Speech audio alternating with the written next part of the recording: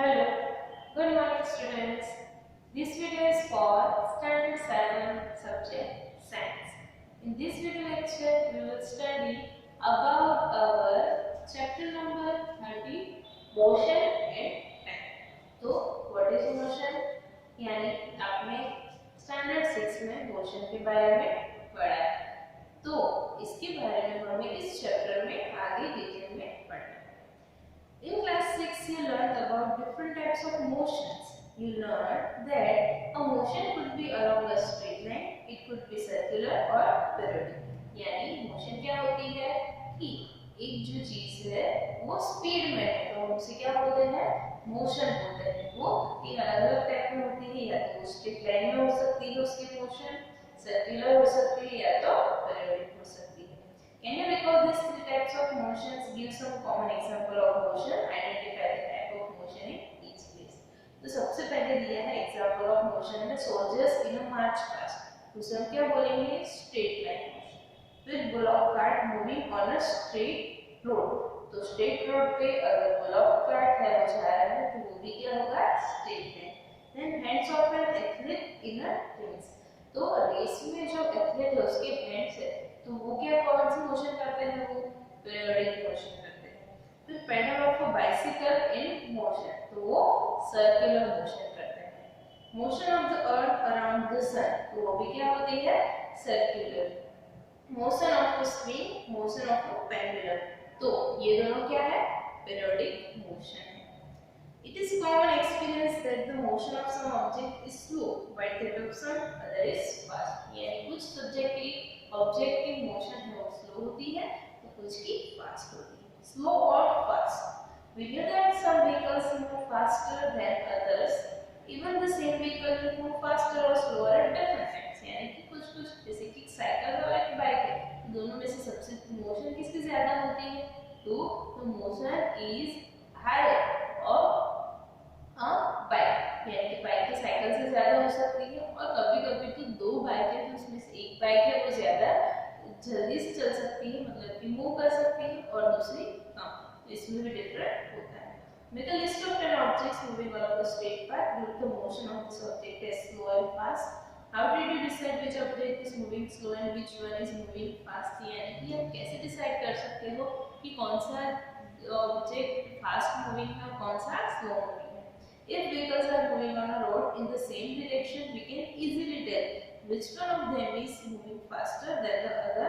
यानी कि अगर वो सेम डायरेक्शन में जा रहे हो तो हम पता चल सकता है कि वो फास्टर है या स्लोअर है, यानी कि जो जल्दी पहुंच जाएगा वो क्या होगा, यानी कि जल्दी डिस्टेंस कवर करता है उसकी मोशन ज्यादा है, और जो कम डिस्टेंस कवर करता है उसकी मोशन कम है। तो हमें इससे पता चल सकता है। यहाँ पे आपको फिगर 30.1 में दिया गया है vehicle moving in the same direction on a road, और 13.2 में दिया है position of vehicle shown in figure 31 after some time, यानी कि दोनों अलग अलग पीरियड में। सबसे पहले तो आपको क्या दिखेगा, जो ग्रीन कलर की कार है वो उसकी मोशन ज्यादा है क्योंकि वो सबसे आगे निकल गई, और जो लाइट ग्रीन जैसी है वो वहीं की वहीं पे है, तो आपको उसका मोशन पता चल जाएगा क्योंकि जो जल्दी से कर सकता है ड्राइव वो फास्ट, वो जल्दी पहुंच जाएगा। We often say that a faster vehicle has a higher speed. In a 100-meter race, it is easy to decide whose speed is the highest. One who takes shortest time to cover the distance of 100 meters has the highest speed. यानी कि ये speed हम कैसे major करते हैं कि वो कौन से टाइम में कितना डिस्टेंस कवर करता है। जैसे कि 100 मीटर की रेस हो तो उसमें सबसे पहले जो आएगा उसकी मोशन या तो उसकी स्पीड है वो सबसे ज्यादा होगी। Now speed के बारे में बताया गया है। You are probably familiar with the word speed. In the examples given above, a higher speed seems to indicate that a given distance has been covered in a shorter period. यानी speed हम क्या indicate करते हैं कि distance ज्यादा cover होता है लेकिन कौन से पीरियड में, शॉर्ट टाइम पीरियड में, तो उसकी स्पीड सबसे ज्यादा होती है। और larger distance covered in a given time, यानी कि जो गिवन टाइम है उसमें हम लार्जर डिस्टेंस को कवर कर सकते हैं, तो इससे हम उसकी स्पीड का पता लगा सकते हैं। The most convenient way to find out which of the two or more object is moving faster is to compare the distances moved by them in a unit time. यानी कि अगर आपको ये मेजर करना हो तो बेस्ट एग्जाम्पल मतलब कि बेस्ट चीज कौन सी है कि क्या करो आप उन दोनों का डिस्टेंस मेजर करो और सेम टाइम में जैसे कि 1 आवर कि 1 आवर में दोनों ने कितना डिस्टेंस किया यानी उनका जो टाइम पीरियड है वो सेम होना चाहिए और फिर आपको उसका डिस्टेंस मेजर करना है तो आपको पता चल जाएगा कि कौन सा व्हीकल है वो सबसे ज्यादा फास्ट है। Thus, if we know the distance covered by two buses in 1 hour, we can tell which one is faster. We call the distance covered by an object in a unit time as the speed of the object. यानी कि unit time में same time में जो जितना distance cover करता है उसे हम क्या बोलते हैं वो ऑब्जेक्ट की स्पीड बोलते हैं। When we say that a car is moving with a speed of 50 kilometers per hour, यानी कि अगर हम बोले कि कार की स्पीड कितनी है 50 किलोमीटर पर आवर तो उसका मीनिंग क्या होगा कि एक आवर में वो 50 किलोमीटर डिस्टेंस कवर कर सकती है। That it will cover a distance of 50 kilometers in 1 hour. However, a car seldom moves with a constant speed for 1 hour. In fact, it starts moving slowly and then picks up speed. ऐसा भी हो सकता है कि उसकी speed एकदम constant ही नहीं रहती। क्या होता है सबसे पहले धीरे धीरे स्लोली स्टार्ट होता है फिर उसकी स्पीड ज्यादा बढ़ जाती है। So when we say that the car has a speed of 50 kilometers per hour, we usually consider only the total distance covered by it in 1 hour. यानी हम ये क्या बताते हैं कि जो टोटल उसने डिस्टेंस कवर किया है एक आवर में वो कितना है। We do not bother whether the car has been moving with a constant speed or not during that hour. यानी कि ये नहीं कहते हम कि जो कार है वो एकदम कॉन्स्टेंटली एक सेम स्पीड में जा रही है। अगर आपको दौड़ना हो तो अगर आप रुक के भी दौड़ो लेकिन आपने जो टाइम में जो डिस्टेंस कवर किया हो वो आपका स्पीड में आ जाता है। The speed calculated here is actually the average speed of the car. In this book we shall use the term speed for average speed. यानी कि ये जो स्पीड होती है वो कॉन्स्टेंटली नहीं होती है वो क्या हम पता लगाते हैं एवरेज स्पीड का पता लगाते हैं। तो यहाँ पे जहाँ पे भी आपको स्पीड के बारे में बताया गया है उसका मीनिंग क्या है average speed. So for us the speed is the total distance covered divided by the total time taken. So what is the formula of speed? Speed is equal to total distance covered divided by total time taken. Now in everyday life, we seldom find objects moving with a constant speed over long distances for a long duration of time. If the speed of an object moving along a straight line keeps changing, its motion is said to be non-uniform. यानी कोई straight line पे कोई particular object है वो move कर रहा है लेकिन उसकी जो स्पीड है वो कम ज्यादा हो रही है तो वो क्या होगा नॉन यूनिफॉर्म यानी कि उसकी मोशन को क्या बोल सकते हैं नॉन यूनिफॉर्म यानी कि सेम नहीं। In this case, the average speed is the same. On the other hand, an object moving along a straight line with a constant speed is said to be an uniform motion. यानी कि वो एकदम ही straight line में चल रहा है मतलब कि मोशन मूव कर रहा है और उसकी स्पीड है वो कांस्टेंट है तो उसे हम क्या बोलेंगे uniform motion. In this case, the average speed is the same as the actual speed. तो यूनिफॉर्म मोशन में एक्चुअल स्पीड और एवरेज स्पीड दोनों same. We can determine the speed of a given object once we can measure the time taken by it to cover a certain distance. अगर हमें speed measure करनी हो तो हमें क्या चाहिए एक तो उसने कितना डिस्टेंस कवर किया है और कौन से टाइम में कवर किया है। In class 6 you learned how to measure distance but how to we measure time. यानी कि स्टैंडर्ड 6 में आपने डिस्टेंस को मेजर जैसे कि मीटर किलोमीटर में आपने डिस्टेंस को मेजर करना सीखा था लेकिन टाइम को मेजर कैसे कर सकते हैं यहाँ पे दिया गया है measurement of time. If you did not have a clock, how would you decide what time of the day it is? Have you ever wondered how our elders could tell the approximate time of the day by just looking at shadows? यानी कि अगर आपके पास clock ना हो watch ना हो तो आपको टाइम कैसे पता चल जाएगा अभी तो आपको पता नहीं चलेगा लेकिन जो हमारा एल्डर्स है कभी कभी क्या करते हैं शेडो हमारा कैसा दिखता है एटमॉस्फेयर कैसा है कितना सनशाइन है उससे अप्रोक्सीमेटली आपको टाइम बता सकते हैं। How do you measure time interval of a month year? Our ancestors notice that many events in nature repeats themselves after definite intervals of time. अभी हमें टाइम सेकंड्स, मंथ, ईयर, ये सब को major करते हैं। तो हमारे जो एंसेस्टर्स हैं उन्होंने हमें क्या मतलब ये साबित किया है कि जो नेचर है उसमें कुछ जो इवेंट्स होती है वो पीरियडिकली रिपीट्स होती है, तो कुछ टाइम पे ही होती है। For example they found that the sun rises every day in the morning. तो सन वो कब राइज करता है? वो मॉर्निंग में राइज करता है। The time between one sunrise and the next was called a day. तो एक सनराइज और दूसरे सनराइज उसके बीच का जो डिफरेंस है उसे हम क्या बुलाते हैं? डे बुलाते हैं। Similarly, a month was measured from one new moon to the next. यानी मून में जो चेंजेस होते हैं न्यू मून, तो उसके वजह से हम मंथ को डिसाइड करते हैं। A year was fixed as the time taken by the earth to complete one revolution of the sun. तो जो ईयर है वो क्या है? जो अर्थ है वो सन का पूरा एक राउंड कंप्लीट करती है, तो हम उसे क्या बोलते हैं? एक रिवॉल्यूशन कंप्लीट करते हैं, तो एक ईयर होता है। Often we need to measure intervals of time which are much shorter than a day. यानी कभी-कभी हमें कुछ मेजर करने के लिए जरूरत पड़ती है जो डे से भी छोटे टाइम पीरियड हो, जैसे कि 2 घंटा, मतलब हम करते हैं ना आवर, सेकंड, मिनट। क्लॉक्स और watches are perhaps the most common time measuring devices. यानी कि टाइम मेजरिंग डिवाइस मोस्ट कौन सी है? हम क्लॉक को यूज करते हैं। Have you ever wondered how clocks and watches measure time? तो क्लॉक्स और वॉचेस वो टाइम को कैसे मेजर करती है? The working of clocks is rather complex, but all of them make use of some periodic motion. One of the most well-known periodic motion is that of a simple pendulum. यानी कि उसकी जो process है time को major करने की वो तो कॉम्प्लेक्स है, लेकिन मोस्टली सारी क्लॉक्स वो क्या यूज करती है? पीरियोडिक मोशन, यानी उसका यूज करके ये टाइम पीरियड है वो हमें पता चलता है।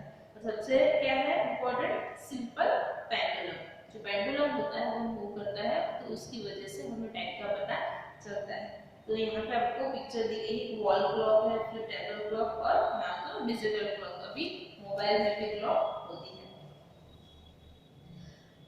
Simple pendulum consist of a small metallic ball और a piece of stone suspended from a rigid standard by a thread.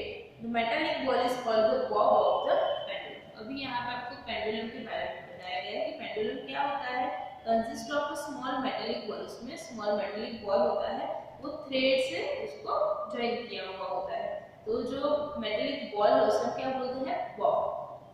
Figure 13.4.8 shows the pendulum at rest in its mean position. यानी कि अगर रेस्ट में है तो उसे हम touch नहीं करते, वो मोशन में नहीं है, तो उसकी कैसी पोजीशन होती है ये बताया गया है। When the bob of the pendulum is released after taking it slightly to one side, अगर आप उसको थोड़ा सा टच करके एक साइड की तरफ ले जाओ, it begins to move to and fro, तो वो क्या करेगा? आगे पीछे, मतलब मूव करेगा to and fro. The to and fro motion of a simple pendulum is an example of periodic or an oscillatory motion. तो ये उसका एक एग्जांपल है। The pendulum is said to have a completed one oscillation when its bob starting from its mean position O moves to A and B and back to E. यानी कि यहाँ पर आपको पोजीशन बताई गई है A और B, यानी कि जब अगर O पोजीशन पे हो तब उसको टच करो तो A से जाके फिर B तक जाएगा, फिर वापस O तक आ जाएगा, तो हम इसे क्या बोलते हैं? One oscillation. The pendulum also completes one oscillation when its bob moves from one extreme position A to the other extreme position B and comes back to A. The time taken by the pendulum to complete one oscillation is called its time period. यानी कि oscillation complete करने में उसे जितना time लगता है तो वो क्या है? वो उसका एक time period. Units of time and speed. अब जो टाइम एंड स्पीड की यूनिट्स है उसके बारे में पता करना है। The basic unit of time is second. Its symbol is s. यानी कि जो बेसिक सबसे छोटा यूनिट कौन सा होता है? Second. Larger units of time are minutes and hours. You already know how these units are related to one another. आपको पता है कि 1 minute is equal to 60 seconds and 1 hour is equal to 60 minutes. What would be the basic unit of speed? Since the speed is distance upon time, the basic unit of speed is meter per second. Of course, it could also be expressed in other units such as meter per minute, kilometer per hour.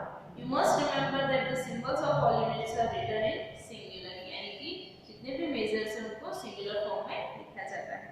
For example we write 50 kilometer and not 50 kilometers, हम kilometers नहीं लिखते, क्या लिखते हैं 50 kilometer, और 8 centimeter not 8 centimeters. Buju is wondering how many seconds are in a day and how many hours in a year, can you help it? यानी कि अब अगर कैलकुलेशन करो तो आपको पता चल सकता है कि वन डे में कितने सेकंड्स होती है और वन डे में कितने आवर्स, आपको पता ही है, और ईयर में कितने hours. There is an interesting story about the discovery that the time period of a given pendulum is constant. You might have heard the name of famous scientist Galileo Galilei. It is said that once Galileo was sitting in a church, he noticed that a lamp suspended from the ceiling with a chain was moving slowly from one side to the other. यहाँ पे एक story के बारे में बताया गया है कि जो गैलीलियो जब चर्च में बैठे थे तो एक बल्ब है वो ऐसे जो पेंडुलम जैसे मूव करता है वैसे मूव कर रहा था। He was surprised to find that his pulse beat the same number of times during the interval in which the lamp completed one oscillation. यानी कि जैसे ही उनकी जो बीट है उसका मेजर और वो ऑसिलेशन हो रहा है वो दोनों सेम हो रहे हैं। He found that a pendulum, Galileo experienced with various pendulums to verify his observation. He found that a pendulum of a given length take always the same time to complete one oscillation. यानी कि एक oscillation को complete करने के लिए वो same time लेते हैं। This observation led to the development of pendulum clocks. Winding clocks and wristwatches were refinement of the pendulum clocks. यानी आपको पता है जैसे आप ब्रीदिंग करते हो तो वन ब्रीथ का जो टाइम होता है और फिर दूसरे ब्रीथ का वो सेम होता है, इतना ही टाइम उसने कैसे ऑब्जर्व किया कि वो जो लैम्प है उसका जो ऑसिलेशन हो रहा है तो वो भी सेम टू सेम टाइम रहता है, तो उसकी वजह से उन्होंने ये रिस्टवॉच और ये सब डेवलप किया winding clocks. Different units of time are used depending on the need. For example, it is convenient to express your age in years rather than in days or hours. तो जो अलग-अलग चीजें होती है उसे डिस्क्राइब करने के लिए कौन-कौन सी यूनिट यूज करना चाहिए उस पर डिपेंड करता है। जैसे कि आपको स्कूल का टाइम पीरियड चाहिए, आप कितने टाइम मतलब कितने घंटे स्कूल जाते हो तो आप किस में बताओगे, घंटों में यानी कि आवर्स में। अगर आपने किसी ने आपको आपकी एज पूछे आप आवर्स या तो नहीं बताओगे, डेज, आप क्या बताओगे, ईयर्स बताओगे। Similarly, it will not be wise to express in years the time taken by you to cover the distance between your home and your school. How small or large is time interval of 1 second the time taken in saying aloud 2001 is nearby 1 second. अगर आप इतना बोलोगे तो इसमें 1 second हो जाएगा। Verified by counting aloud from 2001 and 2010. The pulse of a normal healthy adult at rest beats about 72 times in a minute, that is about 12 times in 10 seconds. यानी कि जो नॉर्मल पर्सन ब्रीथिंग करता है तो उसका क्या होता है कि आप 1 मिनट में कितना टाइम बीट्स होता है 72 टाइम्स और 12 times in 10 seconds. This rate may be slightly higher for children. तो ये पर्सन टू पर्सन डिफरेंट भी हो सकता है और चिल्ड्रन के लिए ज्यादा भी हो सकता है। Many times measuring devices were used in different parts of the world before the pendulum clocks become popular. Sundials, water clocks and sand clocks are some examples of such devices. Different designs of these devices were developed in different parts of the world. तो जब clock नहीं बनी थी तब जो अलग-अलग चीजें use होती थी, जैसे कि यहाँ पे आपको फिगर 13.5 में दिखाया गया है कि सैंड क्लॉक है, वाटर क्लॉक है, फिर क्या है सुंदियाल। तो ये सब क्या यूज होता था, टाइम को मेजर करने के लिए यूज होता था। अब नेक्स्ट पॉइंट है वो मेजरिंग स्पीड, तो वो हम नेक्स्ट लेक्चर में पढ़ेंगे। आई होप स्पीड के बारे में और टाइम मेजरमेंट के बारे में आपको यहाँ तक अच्छे से समझ में आ गया है। Thank you.